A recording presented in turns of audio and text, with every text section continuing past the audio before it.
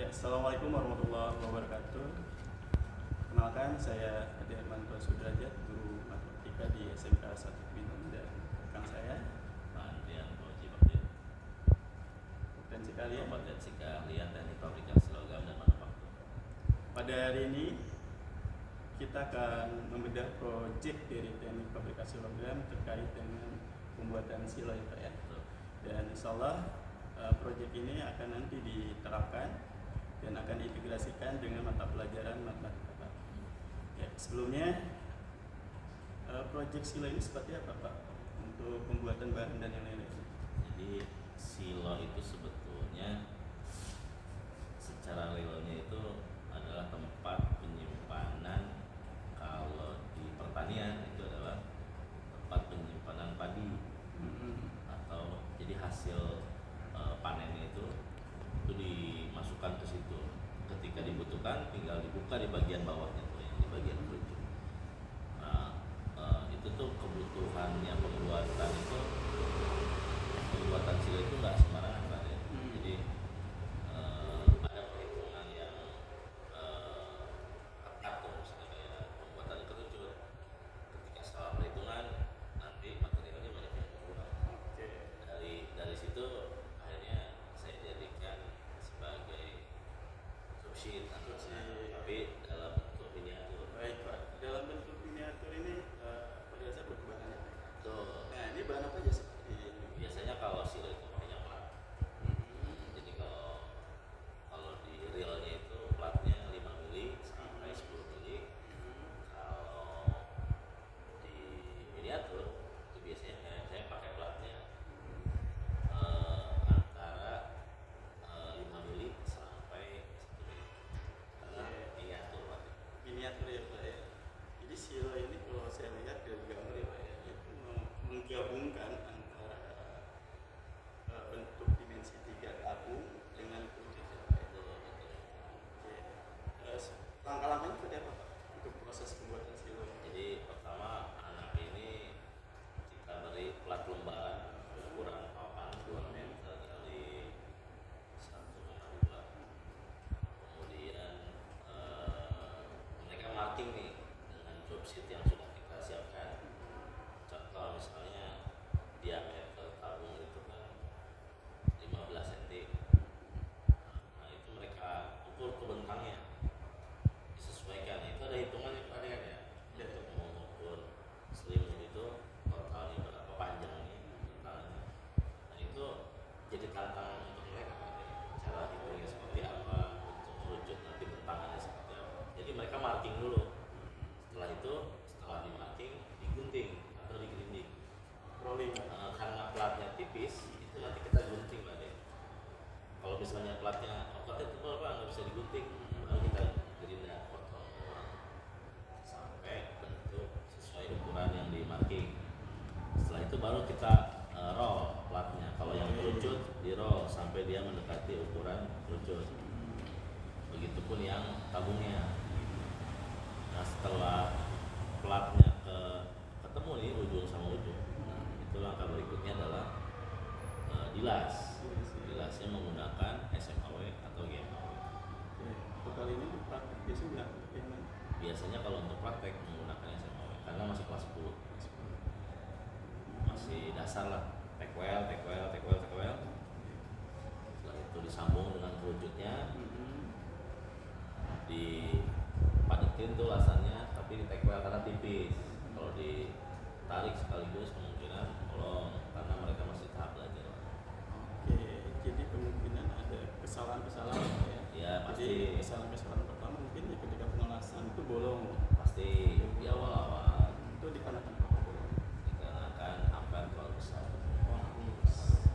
Ampernya berapa Pak yang digunakan? Ampere biasanya kalau pakai kawat yang 1,6 atau 2 mili itu minimal itu 40, maksimalnya bisa kurang. Itu kesalahan pertama mungkin kan pada saat pengelasan. Iya, pengelasan Ya, bisa. bukan pertama sebenarnya itu kemungkinan kesalahan pertama itu ketika menyambungkan baik penampang tabung dengan kerucutnya. Betul itu rata-rata bolong di situ, bukan di sambungan antar selimut kerucut itu jarang sekali terjadi kesalahan. Biasanya ketika disambung antara tabung dengan kerucut itu ada yang perhitungannya salah. Jadi diameternya nggak sama Pak De. Iya, jadi ada kesalahan dimensi ya. Jadi perhitungan salah, pemotongannya terlalu banyak atau terlalu kurang. Biasanya sih Pak De, ketika anak salah perhitungan itu pasti ngatur. Itu ada pra project nggak Pak? Nggak ada. Oh ada. Jadi mereka pakai kertas tuh Pak De. Karton ya. Pakai karton. Ya, karton kalau memang itu sudah pas ya ukurannya baru dipotong ya menggunakan mill steel ya. Betul. Jadi anggapannya ini mereka buat pakai kertas dulu. Ketika Dipola ya. Dipola di kertas. Ketika ukurannya sudah sesuai, kerucutnya udah ketemu, mereka sudah yakin hitungnya sudah pas. Langsung.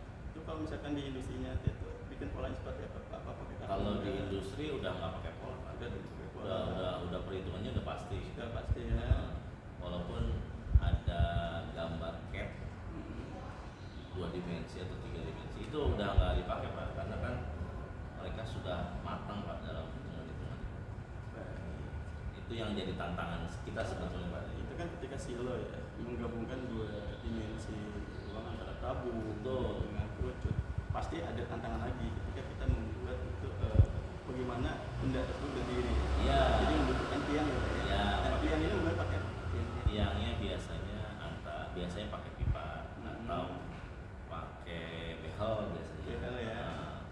Itu kita sesuaikan aja sih Pak. behel yang digunakan yang dimensi Behelnya behel biasa aja sih Pak. Jadi nggak ada perhitungan khusus. Cuman yang jadi tantangan kita sebagai pendidik itu ketika yang tadi saya bilang, jadi tabung dengan kerucut ini kadang ada selisih diameter. Ketika selisihnya lebih dari toleransi yang sudah kita tetapkan, itu pasti akan terjadi selalu kesalahan. Atau kalau misalnya ada celah saat mau ngulas itu udah pasti yang namanya masih dasar kelas 10 pasti akan kesulitan Pak. Mereka menemukan kesulitan yang cukup lumayan membuat mereka inilah bingung lagi ini harus gimana nih Pak. Kalau mereka nggak berani nanya udah pasti gagal. Iya, pada dasarnya kan kita melatih anak ya Pak ya. Melatih anak untuk membuat proyek sampai dengan hasil jadinya gitu ya. Dan harapannya Pak ketika kita membuat proyek seperti ini kan ada kolaborasi ya Pak ya. Ya itu yang saya harapkan Pak. Ada kolaborasi. Kalau di kita namanya STEAM Pak. Ada sayanya, ada teknologinya, ada engineeringnya, dan ada matematikanya. Dan matematika ini karena saya Pak. Nah, ketika Bapak buat proyek seperti ini, kira-kira matematika masuk kemana? Setelah saya lihat ada di ranah matematika itu masuknya adalah ke geometri Pak. Analisis geometrinya, bagaimana nanti menentukan luas penambang dari bentangannya, baik dia tabung maupun kerucut. Dan saya lihat pun ini kerucut itu bukan kerucut sempurna Pak. Dia ada kerucut terpancung. Jadi ada 2 bagian, diameter utamanya sama dengan tabung, dan ada di ujungnya ini terpancung Pak. Dia ada diameter tertentu sehingga nanti ada material yang akan turun gitu. Ada lubang. Ada lubang sehingga tidak sempurna. Nah, itu pun jadi tantangan tersendiri buat siswa Pak. Beda antara kerucut yang utuh dengan kerucut terpancung. Jadi ada dikurangi. Jadi dikurangi kerucut besar, nanti dikurangi dengan kerucut kecilnya. Nah, ini jadi tambahan. Tapi itu matematika Pak. Kalau untuk di TPLM hanya proses Pak. Proses engineeringnya. Artinya apa? Ketika engineering itu bagaimana proses bagi membuat strukturnya sampai struktur jadi Pak. Jadi kalau untuk proses teknologinya jelas Pak ya. Di belakang kita ini teknologinya ada welder Pak ya. Itu udah pegang sama kita. Iya, ini teknologi nih penerapan. Jadi STEAM tuh betul ada pas banget di TPLM. Dan untuk teknologinya weldernya di sini ada 2 ya Pak ya, SMAW sama PAW ya Pak ya. Dan juga ketika menggunakan SMAW ini kan penggunaan ampere Pak. Iya.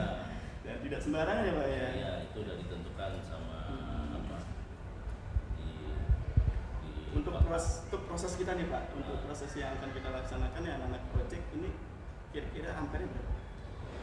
Kalau Pak amannya sih yaitu misalnya rapat itu bisa pakai ampere yang sesuai dengan aturan, misalnya pakai ampere 40 misalnya contoh. Itu aman. Jadi nanti di job dropsheet itu kita masukkan pada misalnya penguasanya SMAW, kawatnya berapa, diameternya berapa, terus ampernya itu harus berapa. Jadi semuanya dimasukin di sana. Kalau di project pengawasan yang lain itu namanya WPS.